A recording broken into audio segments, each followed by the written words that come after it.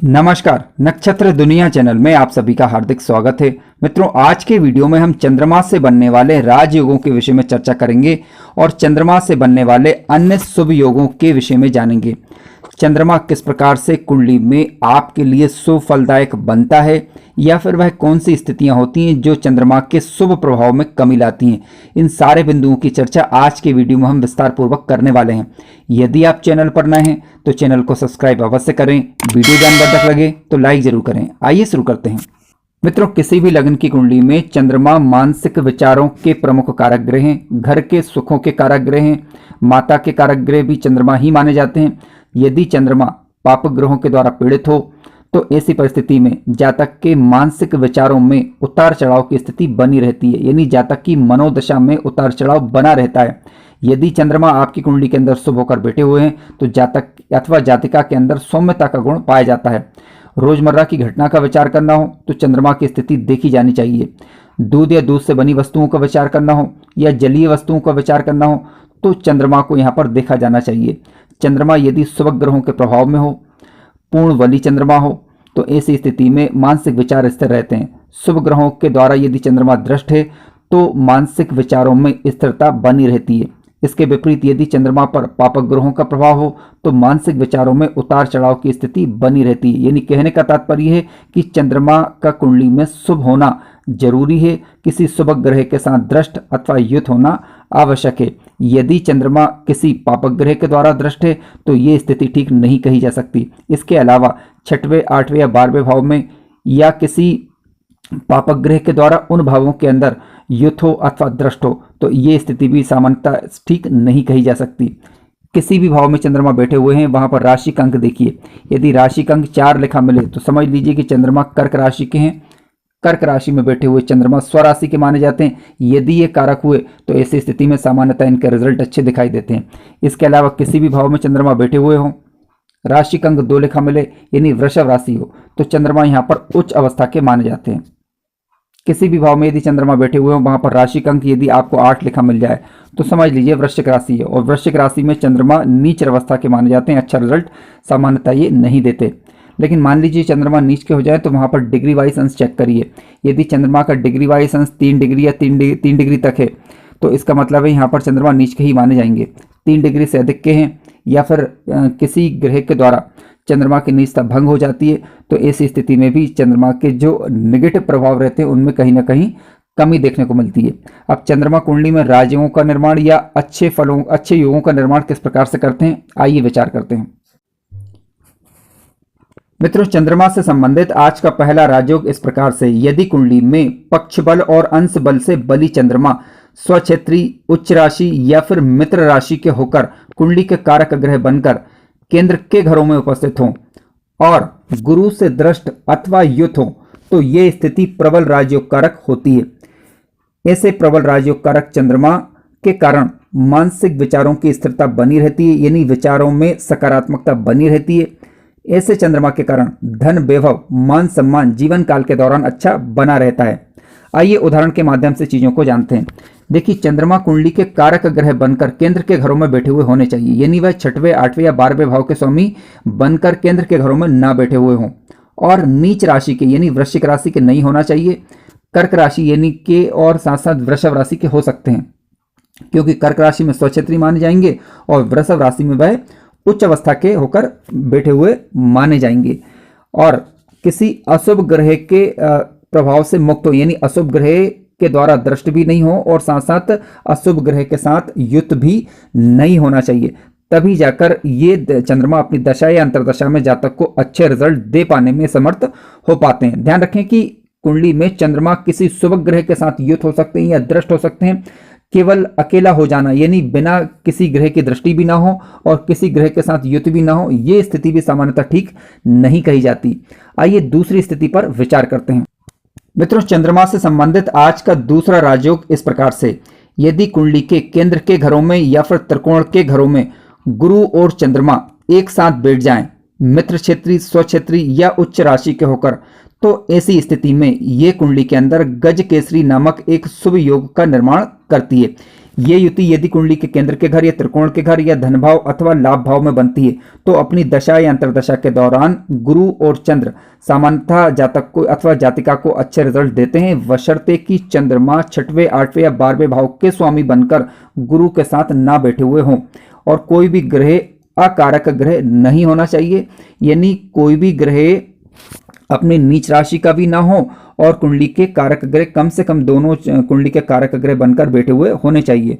इसके अलावा गुरु सूर्य के द्वारा अस्त नहीं होना चाहिए और कोई भी ग्रह यानी गुरु ग्रह मकर राशि के और चंद्रमा वृश्चिक राशि के होकर ना बैठे हुए हों। तो ऐसी स्थिति में फिर जातक के अपने जीवन काल के दौरान धन वैभव अच्छा बना रहता है, विचारों के अंदर सकारात्मकता बनी रहती है, मान सम्मान अच्छा बना रहता है। इसके अलावा गुरु जिन चीजों के कारक हैं जैसे कि ज्ञान के कारक, शिक्षा के कारक, संतान के कारक, तो इन चीजों में उसे अच्छे रिजल्ट सामान्यतः देखने को मिलते हैं। हालांकि इसके लिए आपको पंचमेश की स्थिति पर भी विचार करना होगा।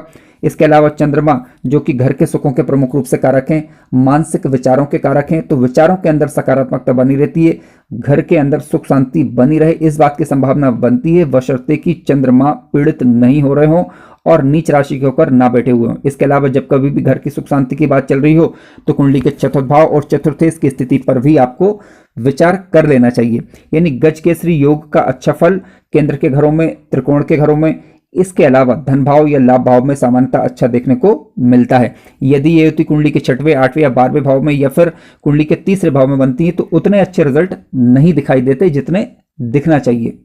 आइए अगले योग पर चर्चा करते हैं। चंद्रमा से बनने वाला अगला राजयोग इस प्रकार से, यदि शुक्ल पक्ष का बलि चंद्रमा किसी उच्च राशि के ग्रह के द्वारा दृष्ट हो जो कि मित्र राशि का होना चाहिए, ऐसी स्थिति में ये स्थिति प्रबल राजयोग कारक होती है, बेहद शुभ योग माना जाएगा। ऐसा चंद्रमा शुभ होकर जातक को अपनी दशा या अंतर्दशा के दौरान काफी बेहद सकारात्मक रिजल्ट देगा। जिस भाव का ग्रह स्वामी बनता है उस भाव से संबंधित रिजल्ट और इसके अलावा मानसिक विचारों में सुदृढ़ता बनी रहती है, सुख शांति घर में बनी रहे इस बात की संभावना बनती है, क्योंकि विचारों में स्थिरता होने के कारण जीवन में सकारात्मकता आ जाती है और सकारात्मकता आ जाने के कारण सुख शांति बनी रहती है। आइए उदाहरण के माध्यम से चीजों को समझते हैं।